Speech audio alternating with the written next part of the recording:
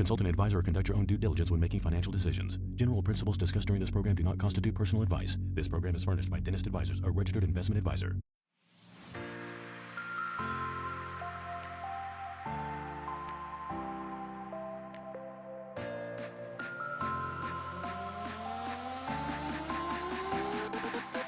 Welcome back to the Dentist Money Show, where we help dentists make smart financial decisions. I am a guy named Matt here with the brain, Will Gochner. Will, how are you? Doing good, doing great. Where did that come from? Ryan, I don't know. Was that it Ryan? was some it's the roots run deep. It's some Lil Dicky was like a rapper that did something with brain. Oh, yes, the song with the brain. Right, Yeah.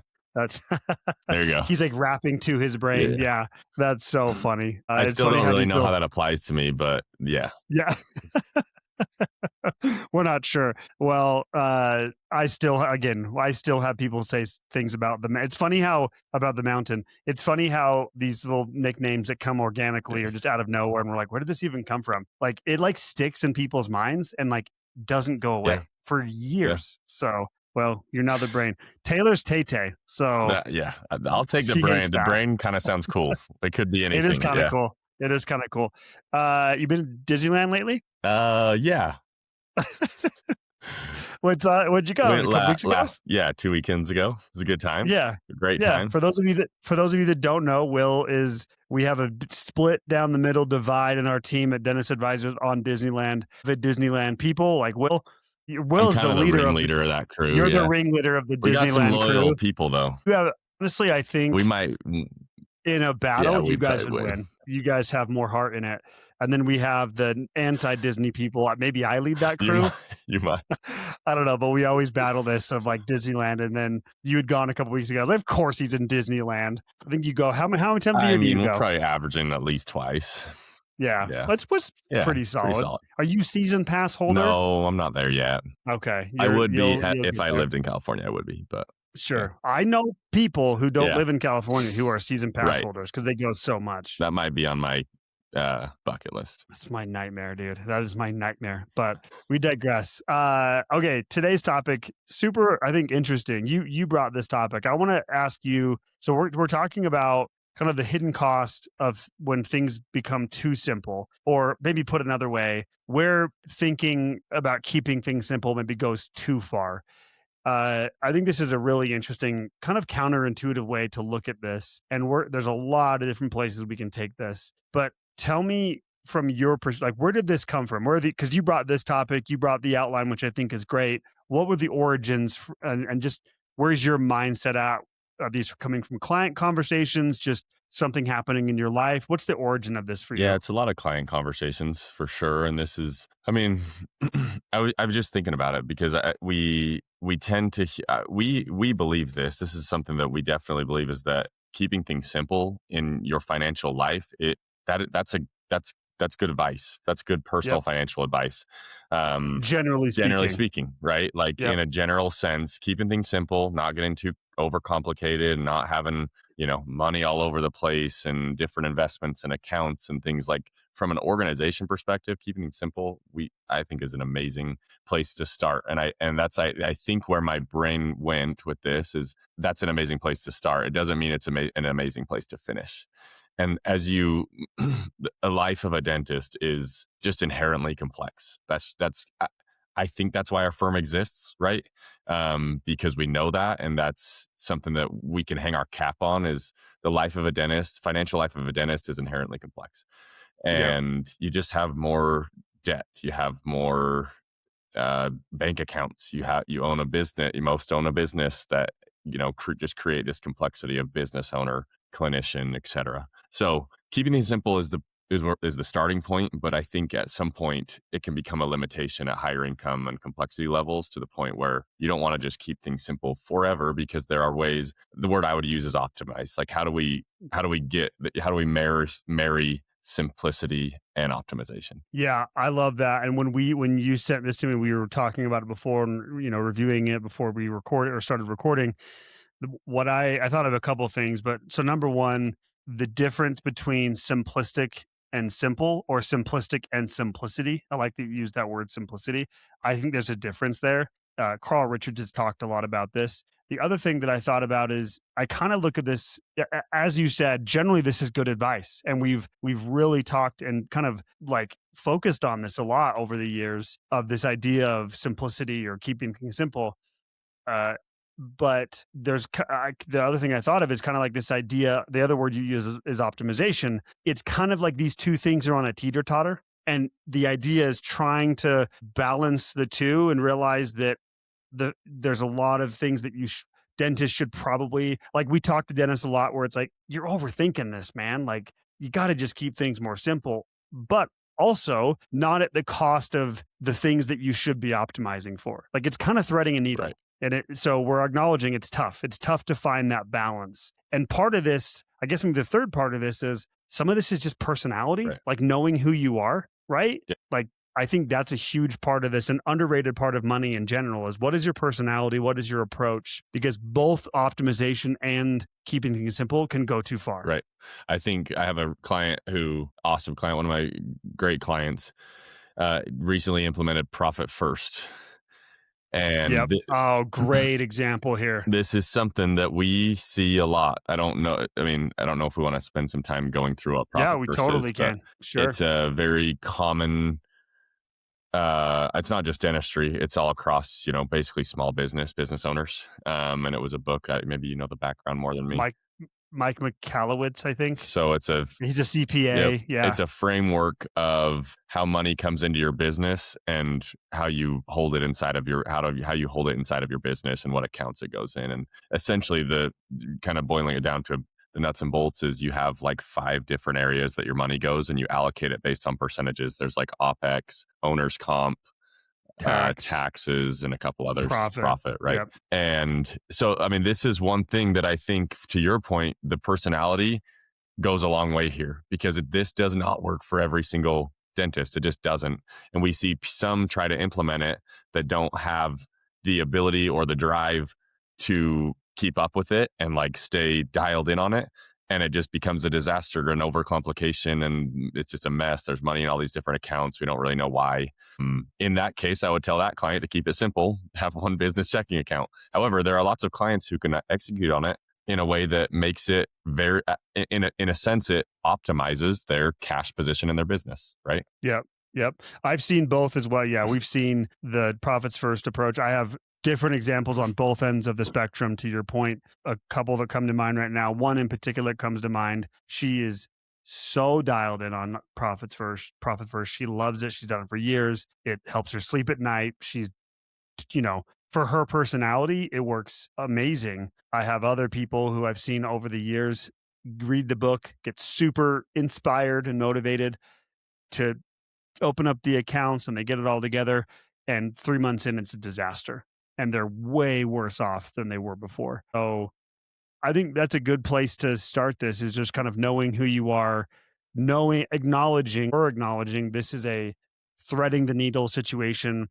But we thought it would be a good idea to talk more, like we don't talk enough about where does keeping it too simple go too far. So let's back up a little bit. Will, where does this idea of simplicity or keeping it simple, where does that actually work? Like what are the benefits that we've talked about so much around keeping it simple? Let's talk about that first. Yeah, I said this, I think, already, but I think I like it works at first. I think it's the great starting point as you're building your financial foundation, your net worth, right as you're getting started out. Like, don't go and open 15 bank accounts and try to organize everything in a complicated manner. Just keep it very simple, keep it clean, so you know where your money is, where it's going, and it's easy to track, right? So I don't necessarily think that's only applies to at the beginning, but I think that's where it works, is just if you don't have as many things going on in your life, it can reduce anxiety over decisions that you have to make, and it can help you avoid missing something or having an account out there that you don't know where it is. I think it's more just at first, it kind of helps you stay organized, which we're obviously big proponents of, and keeping it simple makes it cleaner. So yeah, and when you say that, when you go through this too, and as we've been thinking about this prior to even recording, the other theme that I think is important here that I love, again, I love these notes you put together, because the other main theme of this, I think, is, and I think what you're hitting on there is sequencing matters. like, I think what you're saying, and tell me if I'm wrong, but I think what we see a lot is the early practice owner uh, thinking about like optimization decisions when they haven't even nailed down the simple stuff first. And I'm trying to think of an example, but trying to like optimize their P&L or saying like, I need to have these 7 different accounts. To your point, it's like, man, let's back up. Let's keep things simple. That's the right decision. That's an optimization decision when you're like in foundational mode. Let's just focus on keeping things simple. I think the sequencing here is really important. Yeah, I would say like exactly right. Like you know, first year of practice ownership, you're trying to get 4 new pieces of equipment. You have 4 new loans, and maybe this is necessary, maybe it's unnecessary. You're trying to implement all these tax strategies. You already have a 401k before it's too early. Like it's all these things that you're just trying to rush to get moving. Where I think some patience in the early part of your career will go a long way, to the point where you then are ready to start, like you said, sequencing and layering on. And it's like building this. I always think of it as, you have a really solid, simple foundation, and then you can build from there. And you'll add on complexity as you go, but it's not going to tip over the tower. Yeah, I've said this before. Fitness analogy, weird. Never do that. But I think that a lot of things relate to fitness and nutrition. But I've said this before. I think it's kind of the equivalent of someone who is, let's say, 40 or 50 pounds overweight and hasn't been in the gym for 5 years, researching what is Chris Hemsworth's supplement routine. Right. It's like, that's not going to matter. Like so here's the thing. Chris Hemsworth's supplement routine could be helpful and is probably a good thing to know down the road. Right. You're 50 pounds overweight and haven't been to the gym for 5 years. Go for a walk. Yeah. Like, I think it's this idea of sequencing. And I love the examples you're giving of what we see. Like 401k is a great thing, might not be the right thing for you in your life. So I just thought it made sense for a second to think about a lot of this. The backbone of this, one of the themes is between this teeter-totter of simple versus optimization. A lot of it just comes down to where are you in your career and your life. So understanding that, I think, is critical. So let's jump to the meat of this, the meat on the bone, as they say in the corporate world.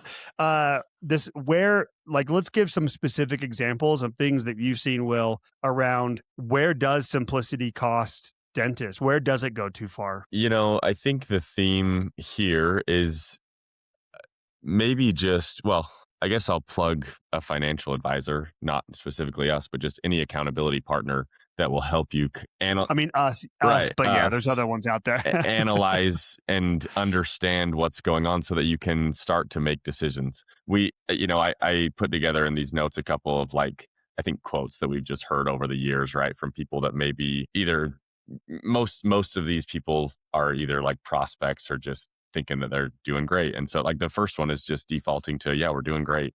We're doing just fine. We're able to cover our expenses, and they're not really thinking about how to optimize, right?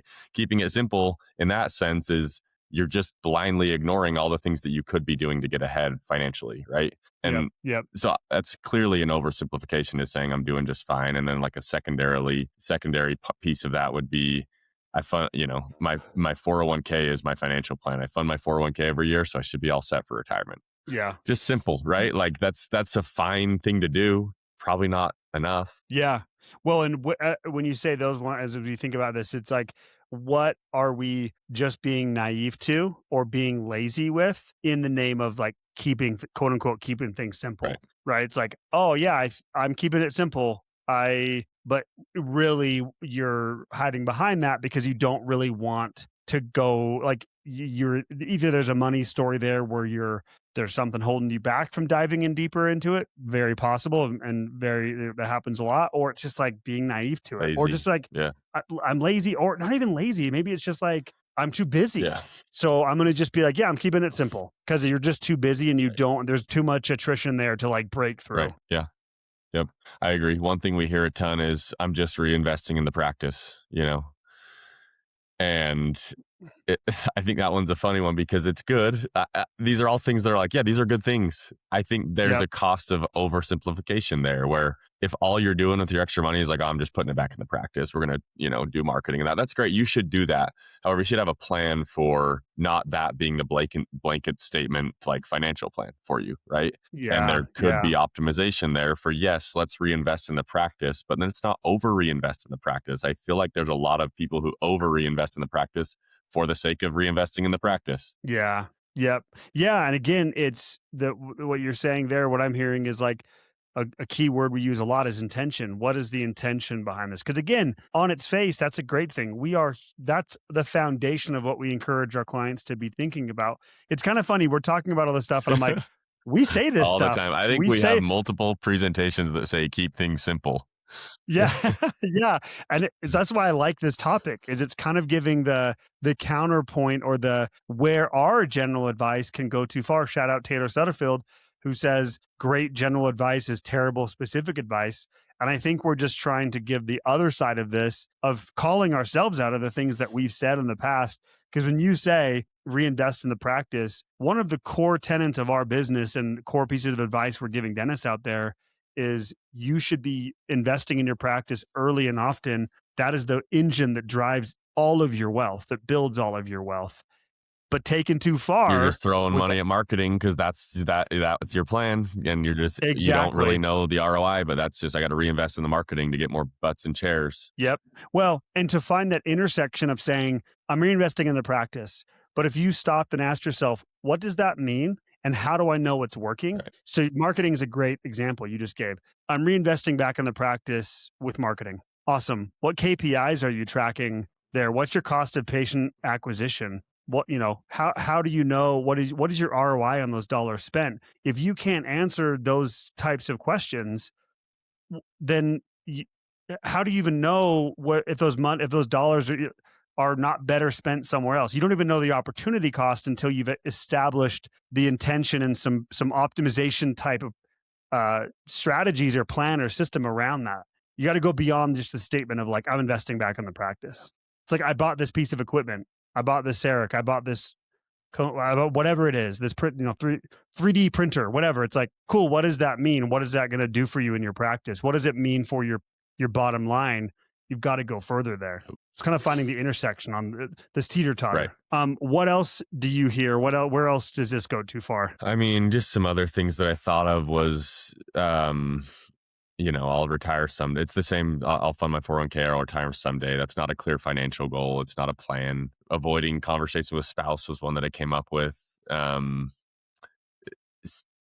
think. Let's talk about that one. I think that simplicity just, I think it allows you to check out mentally sometimes. Like oversimplification could just be like, yeah, I'm not going to avoidance, right? And I'll retire. That's kind of to the point. I'll retire someday. I'll get there someday, and I'm not going to worry about this now. To me, that's neglecting ability to optimize. No matter where you are in your financial life, you can optimize something. You really can. You can if your income isn't high enough to save a ton of money, well, you could theoretically optimize your budget and spending and try to get it down so that there is some wiggle room for savings. There's plenty of things that you can do.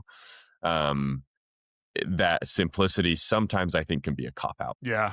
Yeah. I think that is totally true, especially when you bring up, that's why I wanted to spend some time on the talking to your spouse or partner about money, because I think you wrote in here, avoiding conversations around, like, I don't even put that under the category of keeping things simple. That truly is just avoiding a hard conversation or something you don't want to do. And we acknowledge it's hard. Like, it's hard. And it's funny, Will, how many times have you had a client, because we encourage all of our clients, especially early on, but even at least once a year, we meet with our clients multiple times a year, but at least once a year, it's bring your spouse or partner to the meeting, at least. How many times have you had someone say something to the effect of, we've never talked about this before, or this is like, it creates this out. How many times has that happened for you? Like 1 in 50% of the time. I feel like 1 every 2 conversations has something like that. Yeah.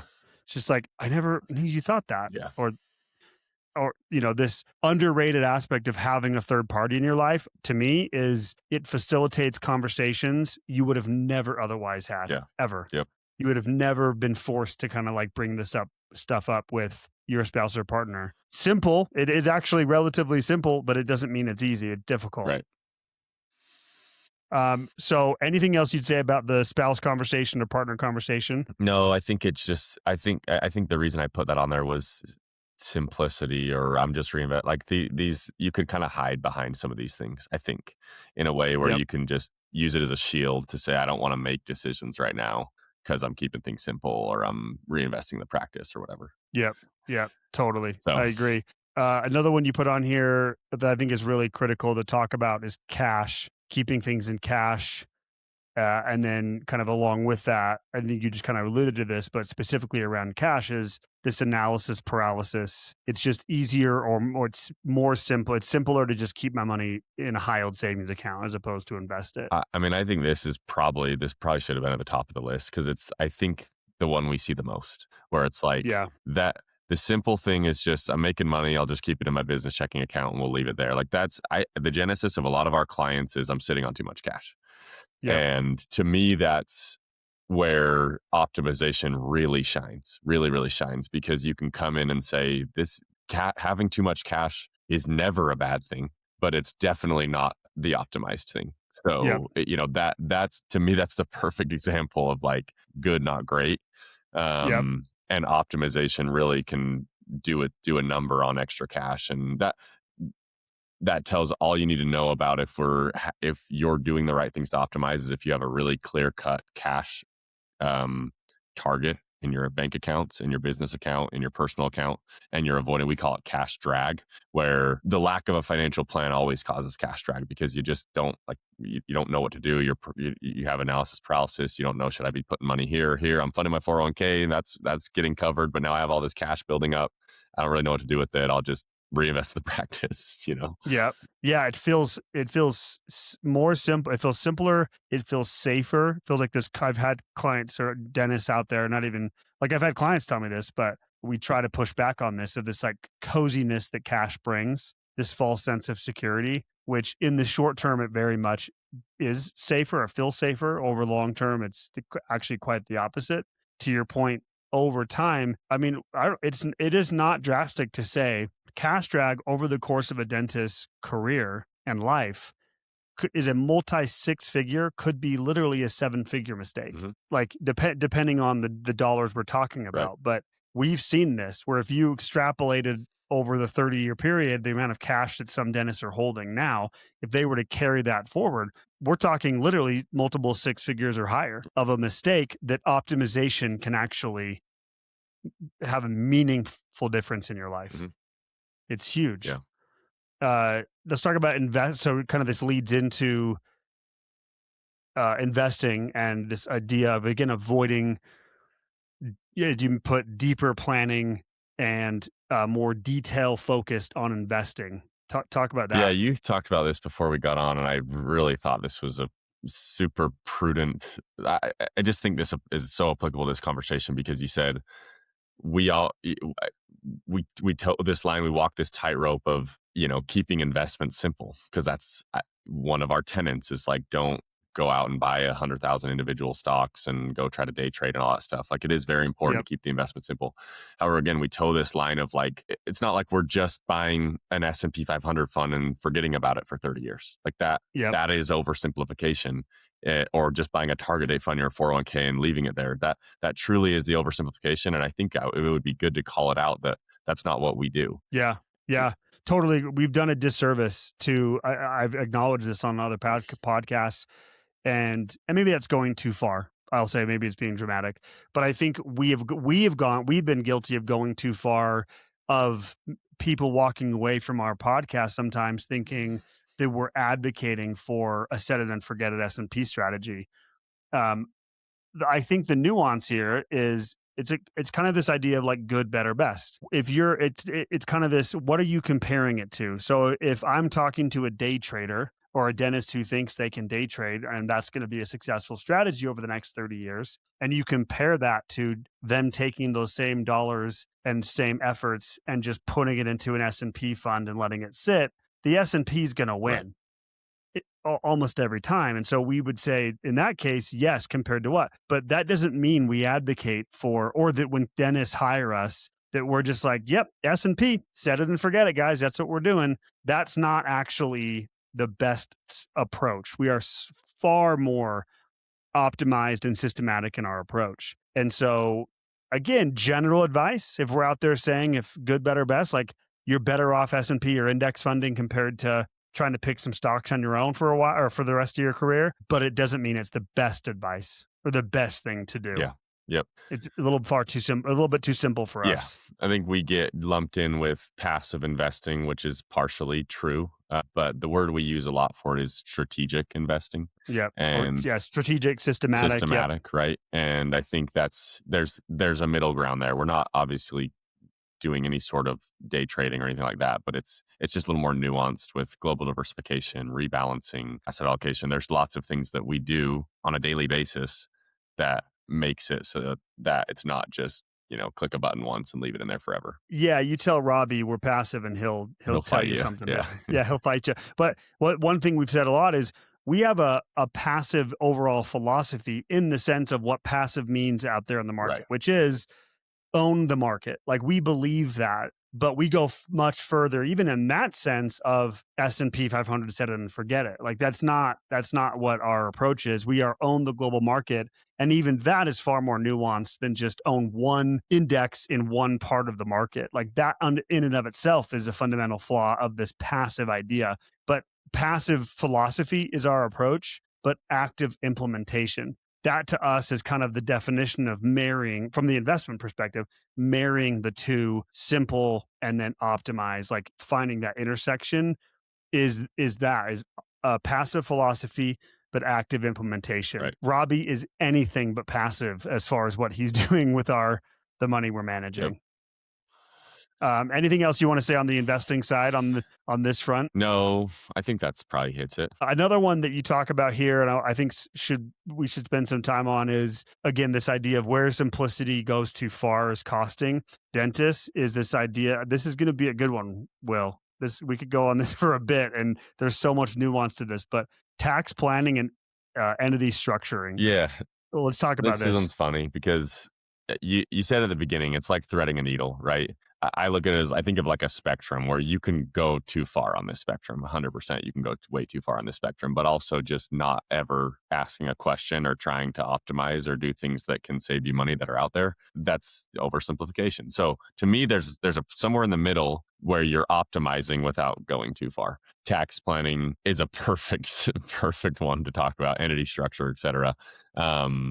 You think of things that common strategies that dentists do to save money on taxes, like putting kids on payroll, like renting out their house to the office under the Augusta rule. Like there's things that feel like pretty low hanging fruit, and obviously consult with your CPA on a lot of these decisions, and follow their guidance for the ultimate, what's above board, what's in the gray area versus, not. But I would say there's a lot of low hanging fruit that if you're just not, either you or your CPA are not doing it, there is room for optimization. Yeah, I totally agree. I think this comes back to this idea of sequencing and focusing on the right things at the right time. I had a dentist a while back. It was kind of interesting, on a consult call, was talking about taxes and tax strategy. And they were bringing up things like the R&D tax credit and conservation easements and some of these classic kind of gray area type things that we hear.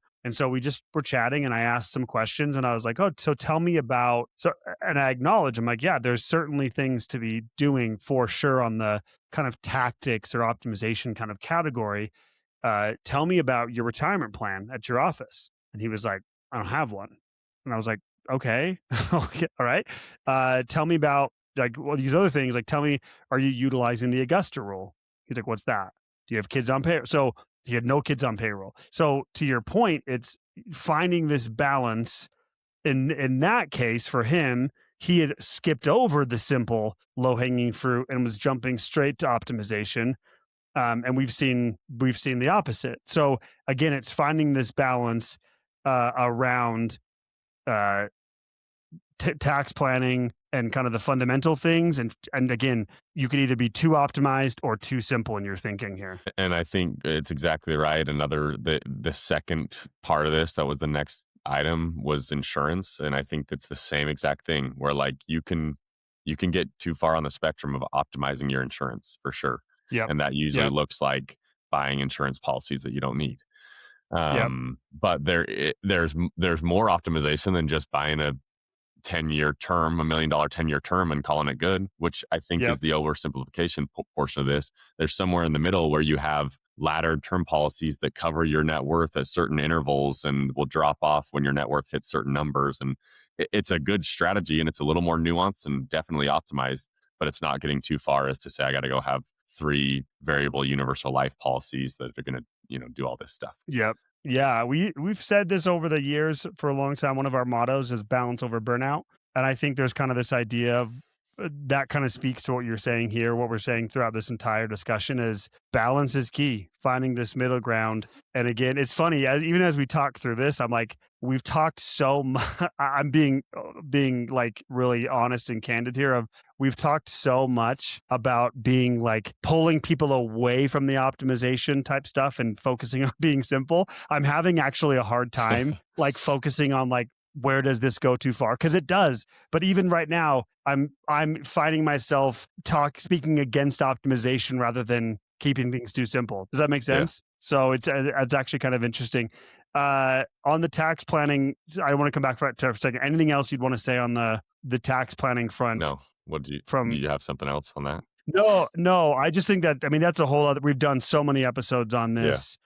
On the tax planning and the entity structure side. I do think that one, we just need to further emphasize that being too simple, or again, I just think of this idea of like being naive and thinking your CPA, whatever CPA you're working with is just like, if they're just filing your taxes and it's like, oh yeah, I have a CPA, I file every year, we're good to go. There's so much more that goes into tax planning that's not tactical. Yeah. It's, are you meeting regularly with your CPA? And there's such a difference between filing and actually planning beyond tactics. It's just, are you keeping up on your numbers? Are you tracking your numbers every single quarter and adjusting your vouchers, like what you're paying on a quarterly basis? Like that's part of tax optimization, planning. And that will trickle over into your other financial life because you won't have to pull money out of a brokerage account to pay a tax bill and all those things. Yep. We had a conversation yesterday in our mastermind. Taylor did an incredible job with the team, our in-house masters in accounting. But we were talking with some of our younger, newer advisors and sharing some ideas around this exact thing, entity structuring, and then specifically around what happens to a lot of dentists when it comes to tax planning, which is they buy a practice or they do a startup, whatever. They invest heavily in a practice. They have massive depreciation early on because maybe their CPA, the conversation was really around, do you take 179? This is internal, but do you take 179 or do you stretch out your amortization and depreciation over its natural schedule, whether it be like 15 years or 4 to 6, depending on the category. And as we were talking through this, again, just back to this idea of tax planning, I was like, I said something to the effect of like, there's so much here to think about just in this one topic for a practice owner around how to plan out cash flows, how to match up that depreciation with your debt schedule, with your retirement planning, your retirement accounts, with just your overall, your liquidity. There's so much that goes into this. And we've seen so many times that dentists have massive depreciation in year 1 through 5. And then it eventually starts to fall off. They haven't planned for it. And then they immediately think, am I making less money? What's happening with my business, my practice? I feel like I don't have any cash left over. It's like, because you were not planning out that schedule and how it impacts everything else in your life. Yeah.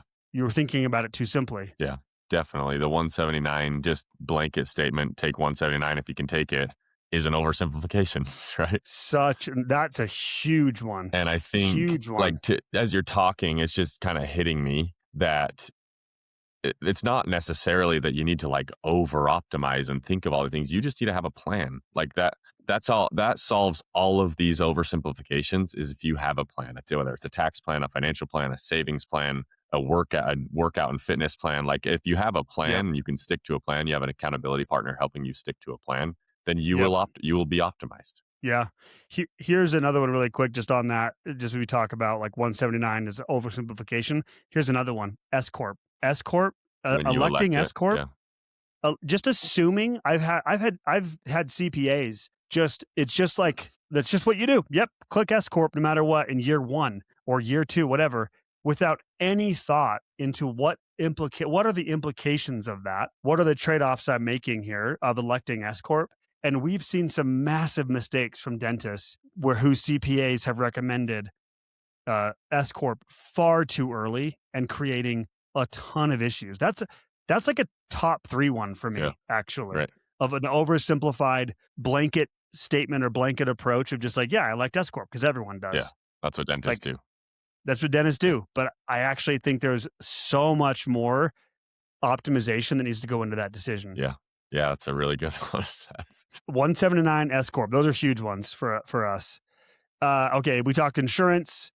Anything else on the insurance front of where we get too simple? I think you're right. We get too simple on that approach as well. Another one that comes to mind just really quick would be not tracking your home value. We've seen home values grow up quite a bit over the last 5 to 7 years. Things like your home coverage, your homeowner's policy, and how that interacts with your umbrella coverage. And one can negate the other. Like if you don't have enough of that basic coverage of homeowners, it can actually make it your umbrella policy basically negated. And so things like that, again, we don't want you to overthink this, but we also don't want you to underthink it and lead to some catastrophic issue. Right. I think that's a perfect way to say it. Don't overthink, but don't underthink. Don't underthink. Yeah. Okay, let's jump into as we kind of like start kind of winding this down. But I think there's an important added context here being, as you put it, TikTok advice. Let's talk about that for a sec. Yeah, I just think this ties a little bit into AI, which we'll get into, I think, in a little bit. But I think my thought here is that a lot of this stuff is getting taken at face value.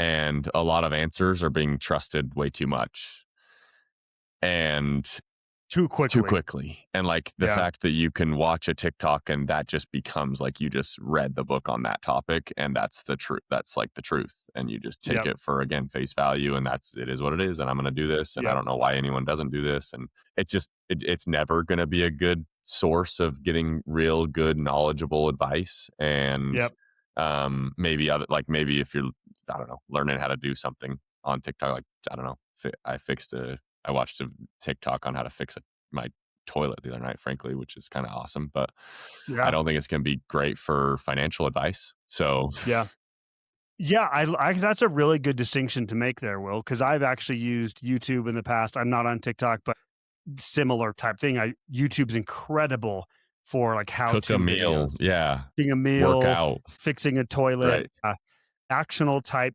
things. I think it's actually really great.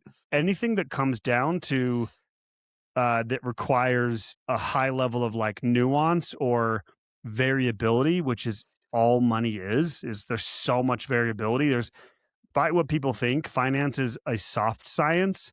It is not a hard science. It is not physics. There are physics to it for sure. I shouldn't say that. Money is a blend of physics and philosophy, but where you're not going to find the answers to your specific, unless you're like, how much can I contribute to a Roth? Yeah. That's a toilet fix category of money. But how to design your life and your plan and all the different intricacies of this, like you're not going to find that on YouTube or TikTok. Yeah. So I think it's just there's a lot of surface level guidance, and I think we've become a little over reliant on it. And I think AI does this as well. I've seen, obviously, I think most people who are listening to this podcast have tried AI in some way, shape, or form, or used it, and it's really awesome. Like there's so many good things that can come from it. I've seen it be pretty harmful for actually a couple of financial decisions. Like in 2 specific cases I can think of where one of them, I put something in there and it gave a completely wrong answer that I was like, if a client would have blindly trusted this, it would have actually been like a horrific thing for them. And then the other one where a client did it and it taught them how to do this backdoor Roth strategy the wrong way, right? Yeah, and it forgot the pro rata distribution rule or something. It just did. So I think to the point of simplicity is I don't think the client fed them enough in the prompt to understand the entire financial picture. So then the prompt that they got back was oversimplified, and it told them they could do this. If they would have done that, there would have been some things that would have been missed. So again, I think AI is going to have an amazing place in our world in the future, and it's going to enable a lot of things. However, I do think there's still going to be a place for people who have a deep knowledge on the topic to be able to utilize AI to enhance, what they're doing. Yep. So totally agree. We've talked a lot about AI internally. We're building out a whole AI committee. We're implementing AI as we speak and trying to find the right balance of it. So we are full believers in the use of AI, and that's only going to grow for us of like our use of it. But it's a great point. It has its limitations, and it's just a tool. It's just a tool that if used improperly can lead to really bad results. And you just highlighted a couple of examples of that, of if you treat it too simply or too simplistically, you're going to get simplistic answers that are probably not totally accurate. Right. So that's a good point. I think just the topic of like social media, TikTok, whatever, general advice. I think the risk of this going too far, to your point of people taking these answers too quickly, is I think this feeds the fire of laziness. Yeah. As the kids call it, I think brain rot. Yeah. It's like we're losing. I worry we're losing the ability to stop and actually think critically and write and push back. And write something, because it's so easy just to like, hey, write me this and not think about it again.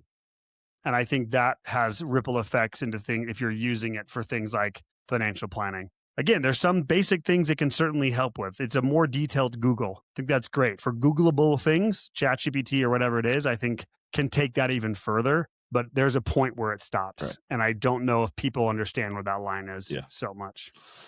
Go ahead. Anything else? No, I'm sure we'll have more to say on that topic. TBD. Yeah. I feel like we're at the beginning, but yeah, it's cool. Yeah, for sure. Okay. So I think we kind of get to like the so what part of this, right? Of how do we find the balance? How do we strike this balance of finding the intersection between simple and optimized? What are your thoughts on that, Will? Yeah, I just think it's good for a dentist to acknowledge that your life is complex and be okay with that, and know that it's 100% okay to have 7 figures in debt. It's 100% okay to have multiple bank accounts, and the trick is, are you addressing it or not? Are you doing something about it? Are you ignoring it? Are you taking the horse by the reins and making sure that you're optimizing to the extent that you can? And whether you're doing that or you're having an advisor help you do that, that's step one. That's how we start to marry simplicity and optimization, is just knowing that it's there and being aware of it and having a good plan in place to combat any sort of oversimplification or overcomplication, and finding that happy medium. Yeah. And it's tough. We're acknowledging it's tough. I think a lot of this is personality driven, as we've mentioned. It's knowing knowing how you are.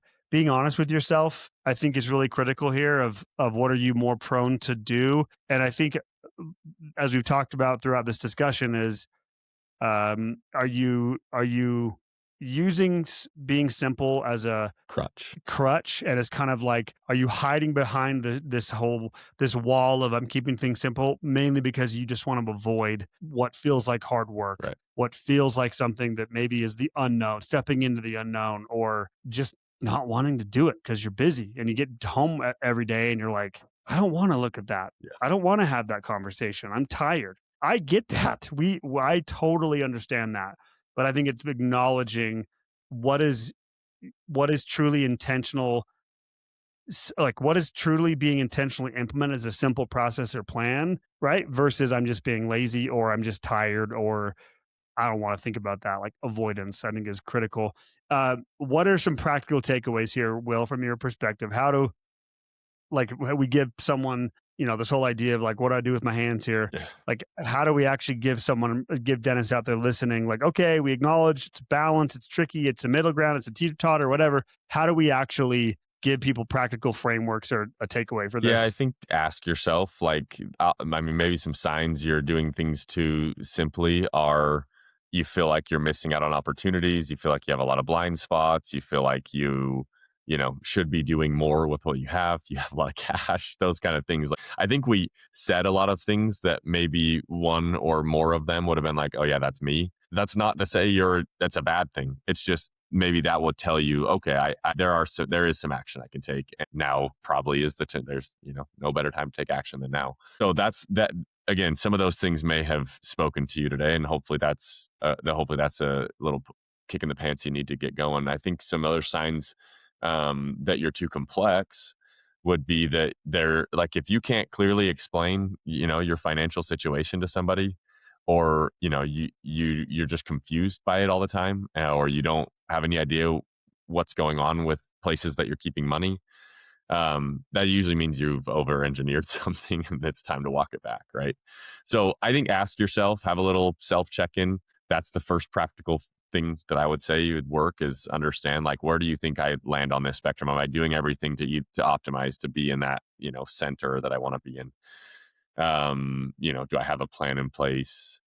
I think you hit the nail on the head, honestly, is just intentionality. So having the what do I do with my hands is like making a list of places in your life you think you could optimize, and then talking to either an advisor or figuring it out yourself on intentionality about where to add complexity. It doesn't mean you need to go every single thing in your life to make it more complicated to try to optimize. Just pick something that you think you can do better at and start there. Yeah. I think that's great. And you mentioned something on here too that I think is worth emphasizing, is leveraging delegation, leveraging team in areas, in specialized areas that you want to optimize, but maybe you're not equipped to actually do that. I think one of the biggest mistakes dentists make is confusing their very driven specific knowledge, like their very driven personality and success that's come from their ability to they're super smart. They've been able to build something great. They have all this knowledge. And a lot of times I think they assume that knowledge just translates to everything. Yeah. And I think that's a huge blind spot for a lot of dentists. So I think delegating and leveraging a team in areas that require maybe more specialized knowledge and optimization. So a really obvious one is taxes and bookkeeping. Don't be doing that yourself, especially as a practice owner, please. Yeah.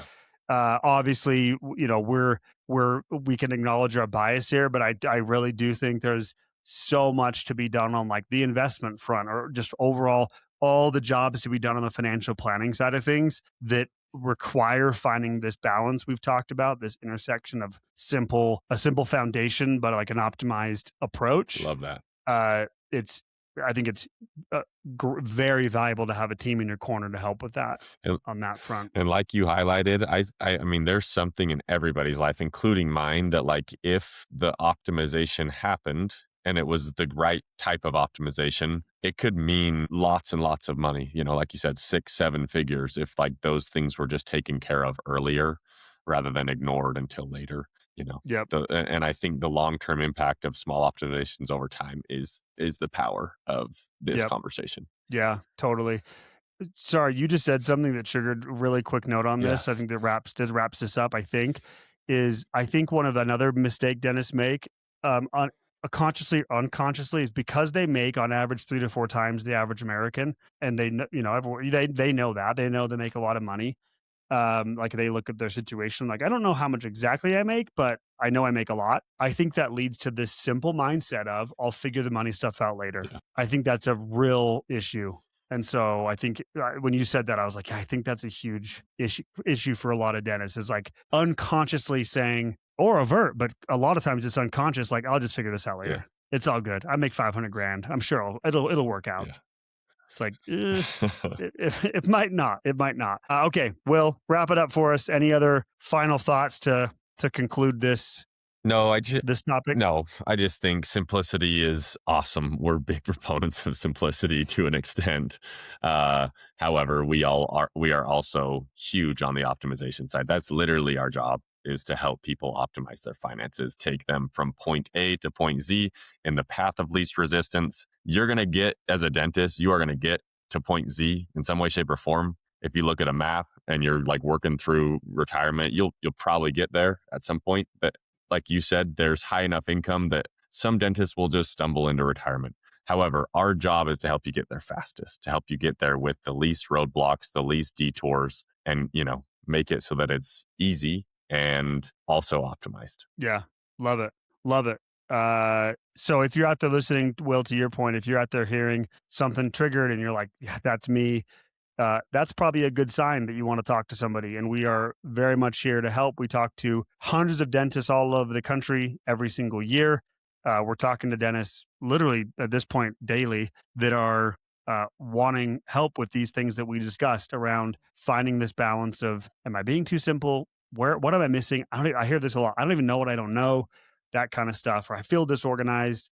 We are here to help. We would love to talk to you, hear your story, point you in the right direction, help you with these things that you're struggling with in your financial life.